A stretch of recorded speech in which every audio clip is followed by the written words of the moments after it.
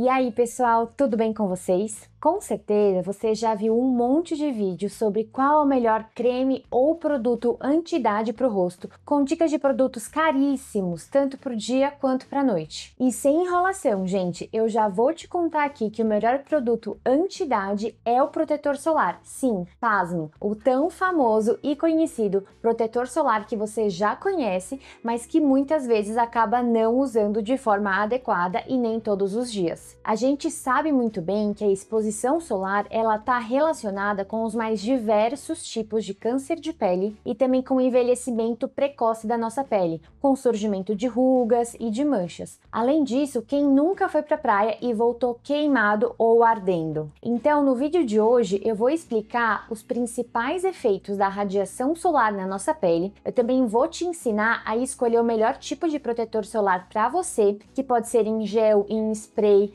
em creme e até outros tipos, qual a cor e o tecido da camiseta que te protegem mais do sol na praia e o significado da sigla FPS e a diferença de você usar um protetor com FPS 100 e um protetor com FPS 50. Eu também vou te mostrar hoje a forma certa de você aplicar o protetor solar no corpo e no rosto, e você saberia dizer se as lâmpadas que você tem aí na sua casa, se elas podem gerar lesões de câncer de pele? Pois é, nesse vídeo a gente vai conversar sobre tudo isso e muito mais. Vem comigo! Antes de continuar, pessoal, para quem não me conhece, eu sou a doutora Camila, médica dermatologista, e nesse canal eu trago vídeos todas as semanas sobre os cuidados com a pele, que é a minha grande paixão. E através do meu canal, eu quero que você consiga ser a melhor versão de você mesma, e por isso eu trago muita informação de qualidade e com comprovação científica, ética e responsabilidade. E, gente, eu resolvi fazer esse vídeo porque eu reparei que os meus pacientes, eles têm muita dificuldade de se adaptar ao protetor solar. E muitas vezes de saber a sua real importância. E aí a falta do uso ou uso incorreto por anos e anos pode resultar numa aparência de pele mais envelhecida, numa idade mais precoce, em rugas, em manchas e pior ainda, em lesões de câncer de pele. Bom, pessoal, as reações causadas pela luz solar sobre a pele são várias, tá?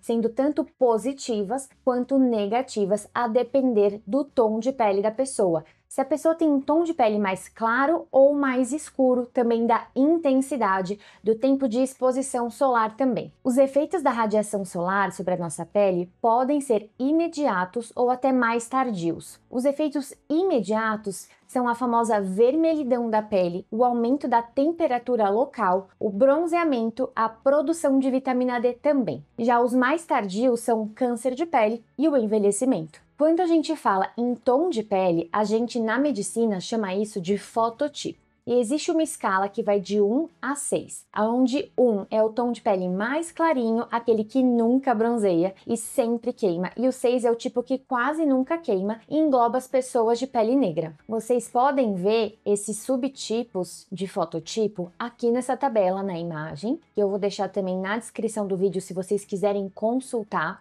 E os fototipos 1 e 2, pessoal, eles queimam mais facilmente do que bronzeiam, como a gente já falou, e normalmente são aquelas pessoas com a pele bem clarinha, olhos azuis, pessoas loiras ou ruivas e com sardinhas. Eu, por exemplo, me encaixaria no fototipo 1 ou 1/2. Então, gente, os indivíduos com esse tipo de pele, eles têm uma incidência de câncer de pele muito mais aumentada, tá? Então, as peles mais escuras, elas têm uma menor penetração da radiação ultravioleta e têm taxas de reparo do material genético do DNA mais rápidas, né? O que reduz a chance de câncer de pele nessa população. Mas espera aí, se engana quem pensa que quem tem pele negra não precisa usar protetor solar.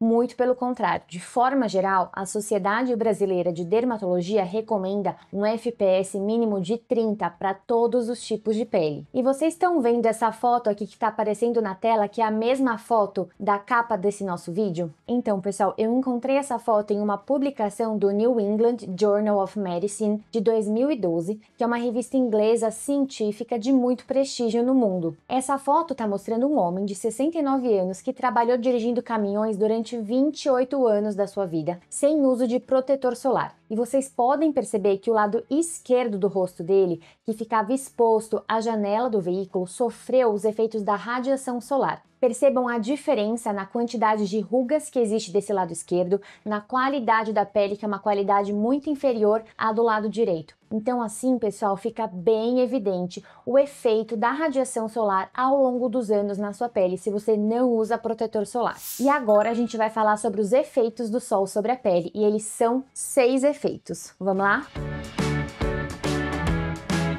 O primeiro deles e o mais comum é a vermelhidão ou eritema, como a gente chama, que é uma reação aguda, imediata, acompanhada de inchaço, ardência e, nos casos mais intensos, até de formação de bolhas. Os indivíduos de pele clara reagem com maior intensidade do que aqueles com pele escura à exposição solar. E ele começa após 2 a 7 horas da exposição e atinge o seu pico após 12 a 24 horas. E essa é a famosa queimadura solar, que nada mais é do que uma reação inflamatória da nossa pele, onde ocorre a liberação de algumas substâncias vasodilatadoras, ou seja, substâncias que aumentam o calibre dos nossos vasos sanguíneos e a sua permeabilidade. E aí isso permite a chegada de algumas células inflamatórias na região. A radiação ultravioleta do tipo B é a principal responsável por isso, e não é à toa, pessoal, que a maioria das pessoas se queima entre as 10 e as 4 da tarde, que é o período do dia em que existe uma maior concentração e intensidade da radiação ultravioleta do tipo B.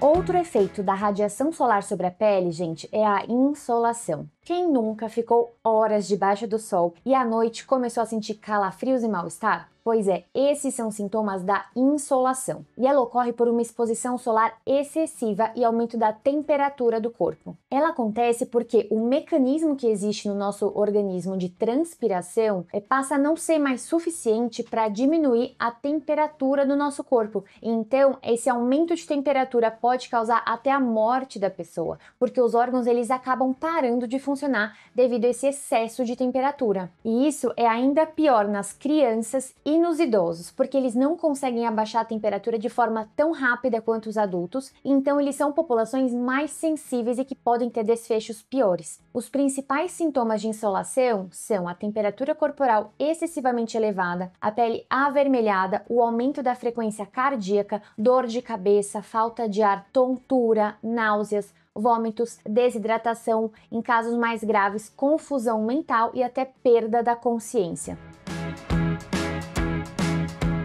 Um terceiro efeito da radiação solar sobre a pele é a pigmentação da pele, que é um efeito do sol. Mas ninguém sabe que existem 3 tipos de pigmentação. A pigmentação imediata, ela acontece em minutos e dura até 2 horas. Ela é seguida da pigmentação persistente, que dura até 24 horas. As duas, elas são consequência da oxidação da melanina, que existe dentro das nossas células da pele e resulta no aumento da pigmentação de forma temporária. O famoso bronzeamento, o famoso bronze, ele já é diferente. Ele é mais tardio e ele acontece dias depois da exposição solar por um aumento na produção de melanina pelas células da nossa pele, que são os melanócitos. O bronze, ele pode durar por semanas e até anos, dependendo da característica da pele da pessoa. E a capacidade de gerar pigmentação depende de fatores genéticos e ela é maior nos indivíduos com a pele mais morena.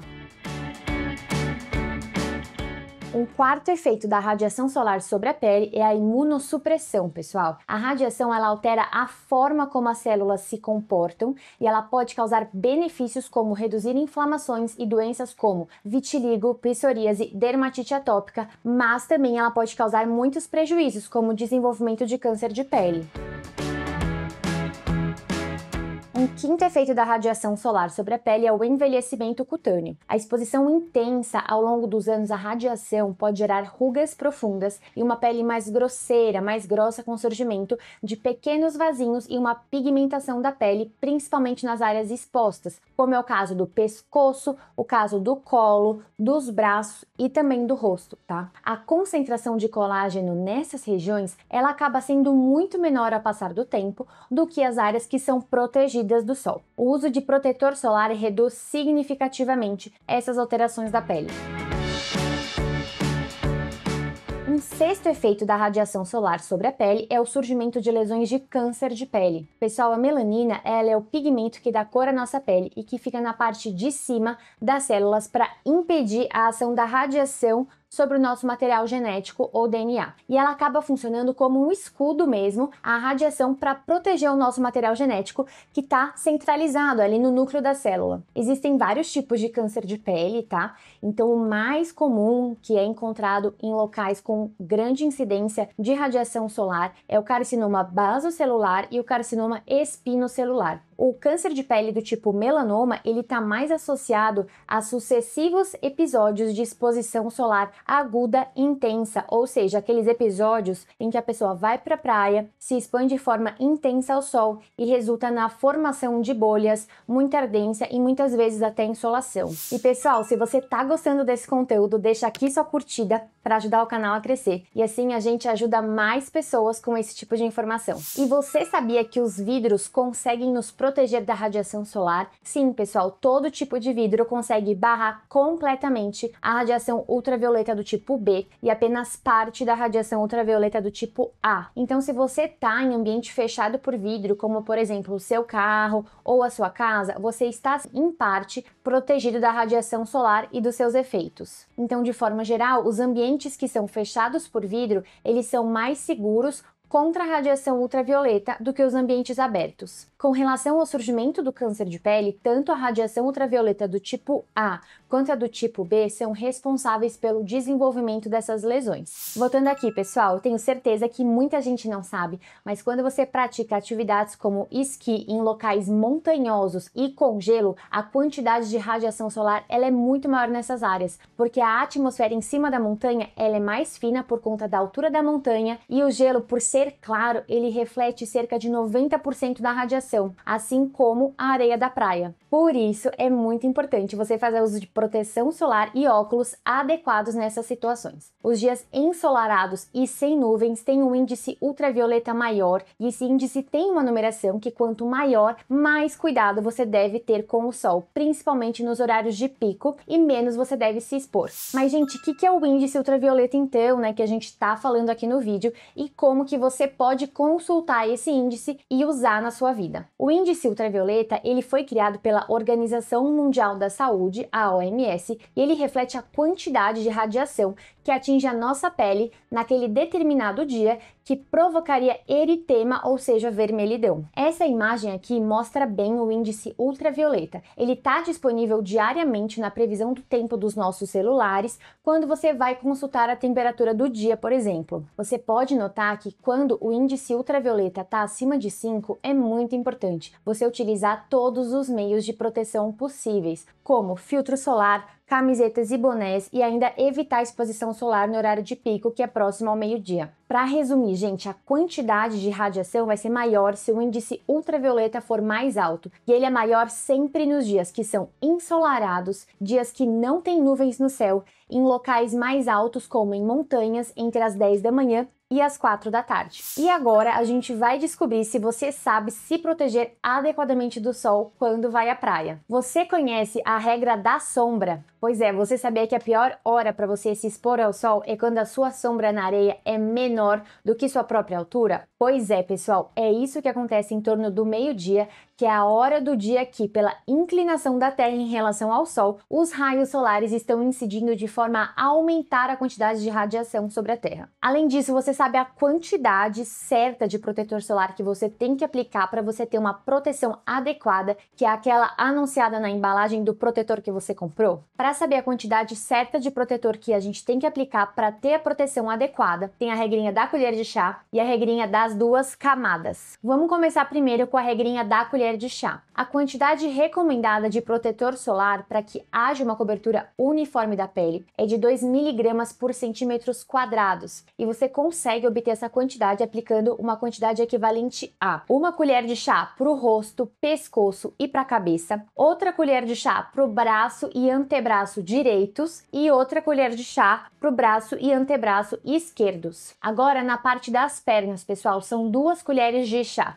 para a perna direita e 2 colheres de chá para a perna esquerda, você dobra a quantidade. E também são 2 colheres de chá para o tronco, ou seja, para a região do tórax, da barriga e das costas. Mas, gente, é claro que ninguém vai andar por aí com uma colherzinha de chá e também não vai levar essa colherzinha de chá para a praia. Mas eu sugiro que um dia em casa você aplique o protetor solar dessa forma, utilizando realmente uma colher de chá, para você ter uma ideia da quantidade adequada de protetor que você deveria passar. Porque a maioria das pessoas passa uma camada muito fininha de protetor. E aí, ao invés de ter uma proteção de um FPS 70, que é a proteção anunciada na embalagem, ela acaba tendo a proteção, por exemplo, de um FPS 20, porque a quantidade de protetor foi insuficiente. Outra regrinha que eu gosto bastante de usar e que também é recomendada no consenso de fotoproteção da Sociedade Brasileira de Dermatologia é a aplicação do protetor solar em 2 camadas de forma consecutiva para a gente atingir a quantidade próxima a 2 mg por centímetro quadrado de protetor na pele. E você sabia que a melhor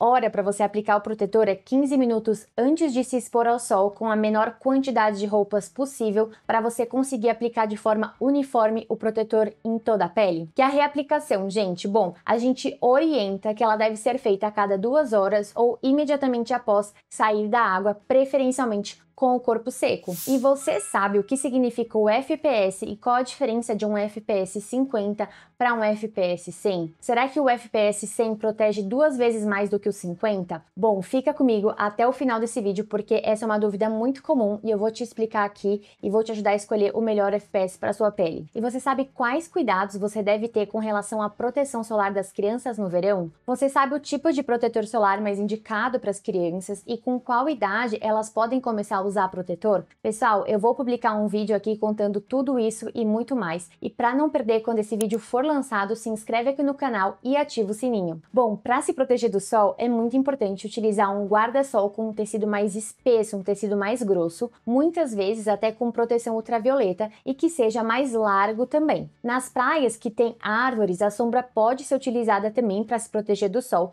contando que as folhas das árvores sejam grossas e espessas. Bom, chegamos aqui na parte que eu vou te explicar o que significa o FPS do protetor e será que um FPS 100 protege 2 vezes mais que um protetor com FPS 50? Bom, agora você vai descobrir. O fator de proteção solar, ou FPS, foi o primeiro método desenvolvido e validado para avaliação da eficácia de um protetor solar. E ele quantifica a proteção contra o eritema, ou seja, queimadura ou a vermelhidão solar, levando em consideração o tempo que o indivíduo demora para ficar com a pele avermelhada com a proteção e sem a proteção solar. E aí, para os cientistas chegarem no FPS adequado, foi feito um estudo com cerca de 20 voluntários que foram submetidos a doses crescentes de radiação ultravioleta através de uma fonte artificial de luz. E essa radiação ela era aplicada em áreas protegidas com protetor e também nas áreas desprotegidas. E aí, após um período de exposição, era realizada a avaliação das 2 áreas e a relação entre elas era calculada. E isso se traduz na prática que quem, ao aplicar um hipotético protetor de FPS 30, poderia se expor 30 vezes mais até produzir o mesmo padrão de vermelhidão ou de eritema que ele mesmo produziria sem o uso do protetor. Então, quando a gente tem um protetor com FPS de 100 e outro com FPS de 50, significa que, com um FPS de 100, você demorou 120 minutos, por exemplo, para ficar com a pele avermelhada. Com um FPS de 50, você vai demorar metade desse tempo, ou seja, 60 minutos. Lembrando que, para chegar nesses resultados, a quantidade de protetor aplicada tem que ser uma quantidade generosa, porque se você aplica uma camada muito fininha, como eu já falei anteriormente, um FPS 50 acaba se tornando um FPS 15, um FPS 10. E você, por acaso, sabe escolher qual é o melhor FPS para o seu tom de pele? Como a gente já falou antes, o Consenso Brasileiro de Dermatologia orienta que para todo mundo um FPS mínimo de 30 é o ideal, mesmo para quem tem a pele com um fototipo maior, tipo 5 ou tipo 6,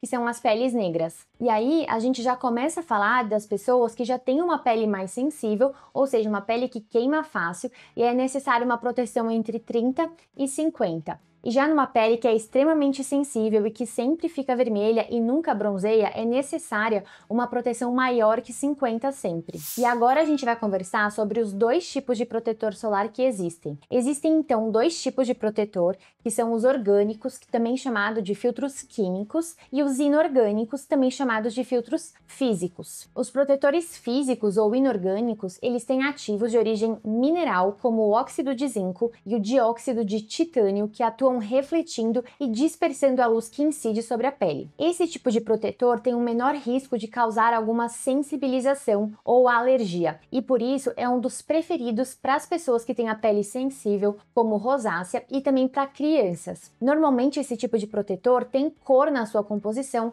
para ajudar a melhorar a cosmética dos produtos. Já os protetores químicos, ou seja, orgânicos, eles atuam por meio de uma absorção da radiação ultravioleta e eles devolvem essa energia para o ambiente. Assim, ocorre uma reação química na nossa pele, podendo gerar um maior risco de sensibilização. E se você, por acaso, já teve alergia ou alguma intolerância a um tipo de protetor solar, escreve aqui nos comentários e me conta como que foi essa sua experiência. E, gente, a maioria dos protetores, né, eles são uma mistura de um protetor físico com químico, e assim eles conseguem ter as melhores características dos dois tipos, tá?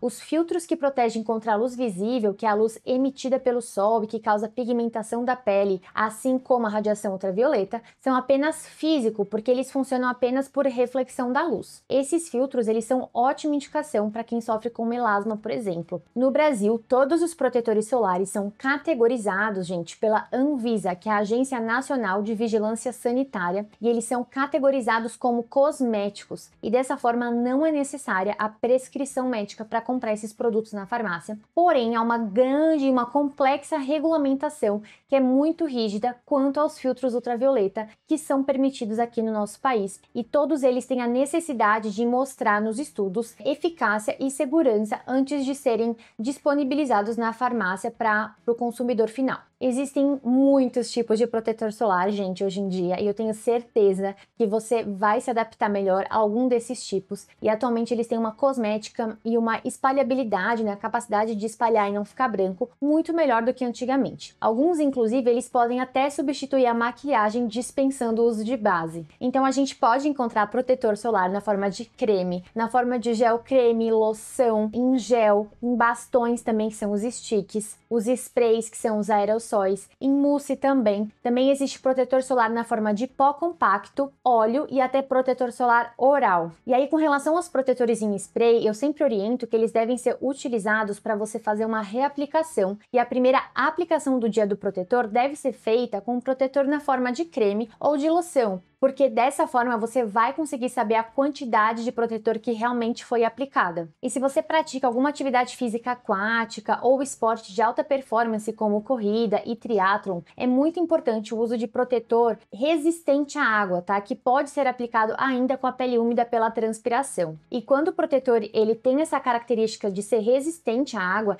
isso vem bem escrito na embalagem de forma bem evidente, então na hora de comprar você consegue perceber isso. E você já deve ter visto que existem muitas roupas, né, hoje em dia com proteção ultravioleta, mas normalmente elas têm um preço um pouquinho maior. Mas saiba que você não precisa necessariamente comprar uma roupa dessas com proteção ultravioleta para estar bem protegido. Eu vou te dar aqui 7 dicas para você utilizar uma camiseta que você tem aí na sua casa e ficar muito bem protegido do sol na praia. Primeiro, escolha uma camiseta com uma cor escura que tenha uma trama entre os fios mais apertada e mais espessa, ou seja, um tecido tipo poliéster ou nylon. Para proteger melhor do sol, a camiseta deve estar preferencialmente seca e não úmida, e ela também deve estar levemente frouxa em contato com a pele e que não esteja muito velha, muito esgarçada, porque daí a trama dos fios ela se torna mais aberta, o que favorece a penetração da radiação. E a cor escura, gente, é preferencial porque os corantes absorvem mais a radiação ultravioleta do que as cores mais claras, como o branco, o bege e tons pastéis, mesmo sendo do mesmo tecido. E alguns tecidos, como o linho ou algodão, quando são lavados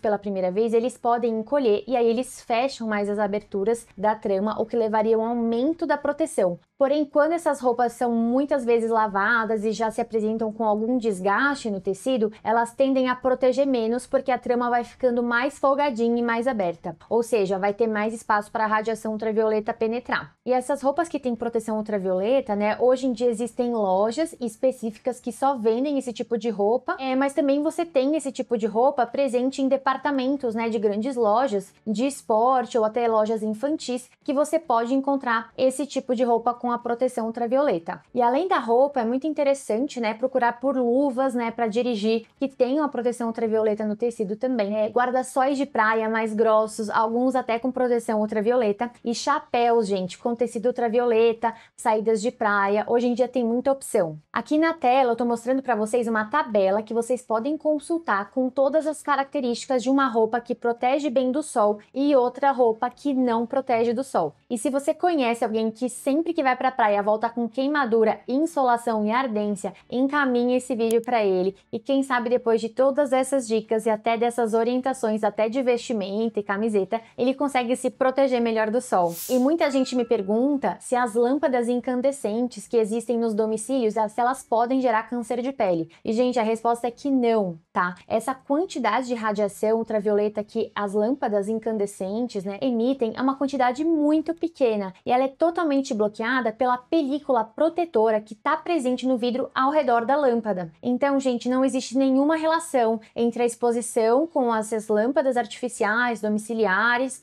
nas residências e também nos escritórios com o desenvolvimento de câncer de pele, tá? O principal fator que gera o desenvolvimento de lesões de câncer de pele é a luz solar. E uma coisa muito importante aqui, além da proteção da pele e do corpo, é muito importante lembrar de algumas regiões que a maioria das pessoas esquece de passar protetor solar. E eu tô falando aqui das orelhas, da região do couro cabeludo, dos lábios, da região das pálpebras, né, ao redor dos olhos, da própria região dos olhos, então é importante utilizar óculos de sol, e também do pescoço e do dorso das mãos. Tá bom? Para a proteção dos lábios, é muito importante o uso de protetor solar labial para a gente evitar o dano solar, principalmente no lábio inferior, que é chamado de tiactínica, que é uma lesão pré-cancerígena e que pode evoluir para um câncer de pele mesmo, gente. E existem muitos tipos de protetores labiais disponíveis hoje em dia, alguns na forma de sticks labiais, que são mais práticos, e eles têm uma cosmética muito boa, eles não ficam brancos, eles não ficam espessos, então eles são excelentes mesmo e ajudam também a hidratar a região. Quando a gente fala da região das orelhas e do couro cabeludo, é muito importante o uso de protetor solar diariamente se você for se expor ao sol. A utilização de bonés ou de chapéus por homens ou mulheres que já têm calvície pode substituir o uso de protetor solar